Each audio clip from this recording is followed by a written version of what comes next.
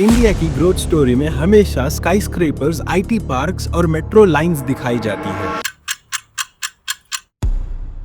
TV पर सब कुछ शाइनी लगता है, जैसे ये सिटीज अपने आप बन गई हो। लेकिन आज की ये कहानी उन लोगों की है जो रेयरली नोटिस होते हैं, माइग्रेंट वर्कर्स। यही लोग सुबह से शाम तक रोड्स बनाते हैं, कंस्ट्रक्शन करते हैं और सिटीज को चलने लायक बनाते हैं। देश की इकोनॉमी का एक बड़ा हिस्सा इन्हीं की मेहनत पर टिका हुआ है, पर फिर भी सबके लिए ये ऑलमोस्ट इनविजिबल होते हैं। आज हम समझेंगे कि ये वर्कर्स शहरों को कैसे बनाते हैं और कैसे अपनी लाइफ को स्ट्रगल से मैनेज करते हैं, और क्यों उनकी कहानी हर इंडियन को जरूर जाननी चाहिए। इंडिया में लगभग 14 करोड़ लोग अपना गाँव और घर छोड़ के दूसरी सिटीज में या फिर बड़ी सिटीज में माइग्रेट करते हैं, और इनमें से सबसे ज्यादा माइग्रेट सीजनल वर्कर्स जो मॉनसून खत्म होते ही शहर में काम ढूंढने निकल पड़ते हैं। इसके साथ ही बहुत सारे लोग कंस्ट्रक्शन साइट्स और इनफॉर्मल सेक्टर्स में काम करने के लिए भी माइग्रेट करते हैं। और फिर आते हैं डोमेस्टिक वर्कर्स, स्ट्रीट वेंडर्स और हेल्पर्स। बेसिकली वो लोग जो शहर की रोजमर्रा की जरूरतें पूरी करते हैं। इनमें से मेजॉरिटी रूरल एरिया से आते हैं, जैसे कि यूपी, बिहार, झारखंड और ओडिशा जैसे स्टेट्स से,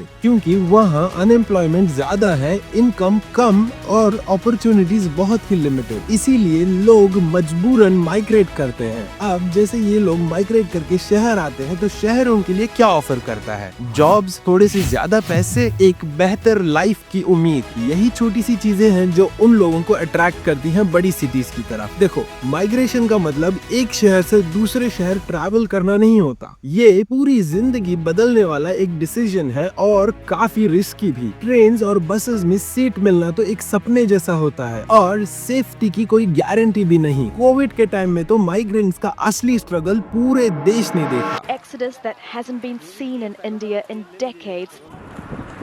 Thousands of migrant workers are on the move, most of them on foot. लोग घर पहुंचने के लिए कई किलोमीटर तक चलने के लिए तैयार थे, ना तो खाने के लिए खाना और रहने के लिए जगह। देखो, माइग्रेशन दो तरह की होती है, शॉर्ट टर्म या सीजनल, जहां पर लोग कुछ महीने के लिए शहर आते हैं जॉब्स ढूंढने। दूसरा होता है लॉन्ग टर्म या परमानेंट, जहां पर लोग अपनी फैमिली को ले आते हैं।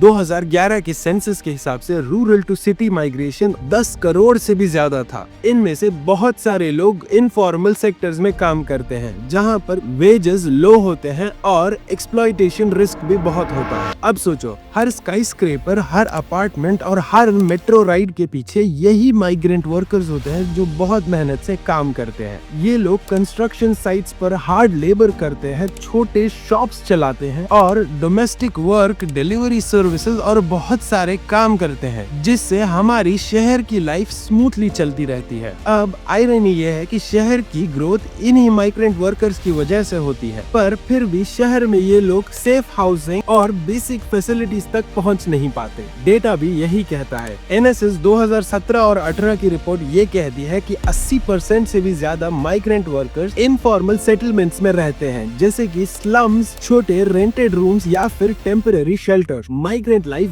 बिल्कुल इजी नहीं होती, उनका हर दिन स्ट्रगल से भरा होता है। हाउसिंग सबसे बड़ा इशू है, अफोर्डेबल घर मिलता नहीं है और जो मिलता है वो ओवर क्राउडेड और अनसेफ होता है। वेजेस का प्रॉब्लम, इनफॉर्मल सेक्टर में पहले ही पेमेंट कम होता है, उसके बाद भी कई बार सैलरी टाइम पे नहीं मिलती। हेल्थ केयर की बात करें तो वो और बुरी है, कोई इंश्योरेंस नहीं और बीमार पड़ जाओ तो उस दिन का पेमेंट भी गया। और एजुकेशन में तो इन माइग्रेंट फैमिलीज का परफॉर्मेंस और लो है। बहुत सारे माइग्रेंट्स के बच्चे स्कूल जा ही नहीं पाते, या तो स्लम्स के पास स्कूल की अवेलेबिलिटी होती ही नहीं, और जो होते हैं वो या तो बहुत महंगे स्कूल या तो सरकारी, और सरकारी स्कूल्स की हालत आपको बहुत अच्छे से पता होगी। तो इसी के चलते बहुत सारे माँ बाप अपने बच्चों को स्कूल भेजते ही नहीं। लैंग्वेज बैरियर, सोशल डिस्क्रिमिनेशन और कई सारी ऐसे ही प्रॉब्लम्स मौजूद हैं माइग्रेंट्स के लिए। माइग्रेंट्स का कंट्रीब्यूशन शहर के लिए लिटरली प्राइसलेस होता है। कंस्ट्रक्शन सेक्टर्स ऑलमोस्ट माइग्रेंट्स पे टिका हुआ है। स्काईस्क्रेपर्स, अपार्टमेंट्स, हाउसिंग कॉम्प्लेक्सेस और बहुत सारी जगहों में माइग्रेंट वर्कर्स बहुत बड़ा रोल निभाते चलते हैं। फैक्ट्रीज और छोटी बिजनेसेस इन्हीं वर्कर्स की वजह से चलती हैं।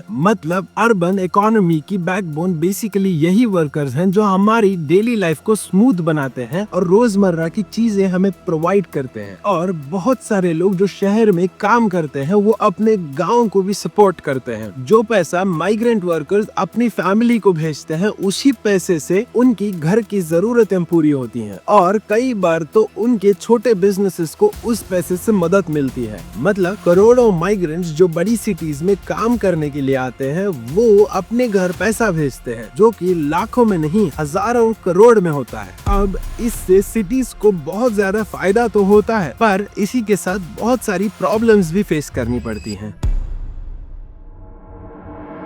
जब बहुत सारे लोग एक ही साथ शहर में आने लगते हैं तो जगह कम पड़ने लगती है और स्लम्स बढ़ जाते हैं और शहर को क्लीन रखना भी बहुत मुश्किल हो जाता है। देखो, इसके लिए सिविक सेंस का होना बहुत जरूरी है, मैं ये बात जरूर मानता हूँ, पर जब एक साथ बहुत सारे लोग एक ही सिटी में आने लगते हैं गवर्नमेंट और लॉ इन्फोर्समेंट भी वीक पड़ जाती है। शहर का पानी, बिजली और ट्रांसपोर्ट सब पे एक्स्ट्रा लोड पड़ने लगता है। जॉब्स में बहुत कंपटीशन आने लगता है और इसी की वजह से कभी कभी टेंशन और डिस्क्रिमिनेशन भी देखा जाता है। सिंपल बात यह है कि माइग्रेंट वर्कर्स शहर को चलाते जरूर है मगर ये सिर्फ गवर्नमेंट की या फिर माइग्रेंट्स की जिम्मेदारी नहीं, ये हम सब की जिम्मेदारी है कि हम लोग शहर में जो भी इम्प्रूवमेंट्स हो सकती हैं उन पे फोकस करें। अब देखो, एक एग्जाम्पल से समझते हैं। सोचो, एक 25 साल का कंस्ट्रक्शन वर्कर बिहार से मुंबई आता है और वो रोज 10 से 12 घंटे कंस्ट्रक्शन का काम करता है। शहर में काम करना उसके लिए बहुत मुश्किल है पर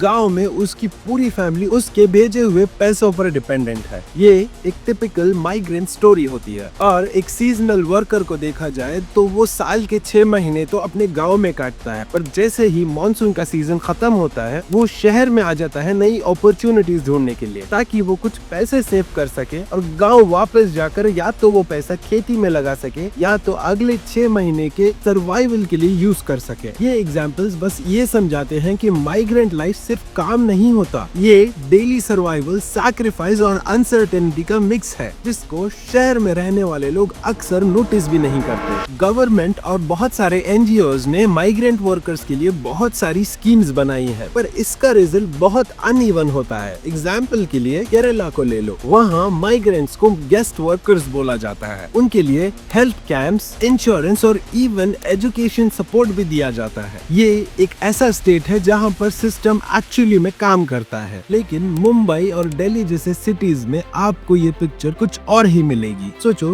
गुरुग्राम का एक कंस्ट्रक्शन वर्कर जो 12 से 13 घंटे साइट पर काम करता है, उसके पास वाला जो नाइट शेल्टर होता है वो काफी दूर होता है जिससे वो डेली ट्रैवल नहीं कर पाता, तो वो मजबूरन स्लम्स में रहना चूज करता है। मतलब टेक्निकली फैसिलिटी अवेलेबल है पर प्रैक्टिकली काम नहीं करती, इसीलिए लोग स्लम्स में रहने के लिए मजबूर होते हैं। स्किल इंडिया जैसे प्रोग्राम्स भी चल रहे हैं पर सूरत के एक टेक्सटाइल मिल में काम करने वाले ओडिशा के वर्कर्स का एक्सपीरियंस देखो। उनकी ट्रेनिंग तो स्किल इंडिया के थ्रू हुई थी पर जब वो सिटी में आए उनको लो इनकम और लो स्किल जॉब ही मिली। मतलब सिस्टम उन तक पूरी तरह से पहुंच ही नहीं पाया। और कुछ जगह पॉजिटिव स्टोरीज भी सुनने मिलती हैं, जैसे उदयपुर के एक एनजीओ ने डोमेस्टिक वर्कर को बेसिक हेल्थ इंश्योरेंस प्रोवाइड किया और एक वर्कर की पूरी प्रेगनेंसी का बिल उसी में कवर हुआ। मतलब जब सिस्टम सही से काम करे तो इम्पैक्ट दिखता है। ये स्टोरी सिर्फ माइग्रेंट वर्कर्स की नहीं,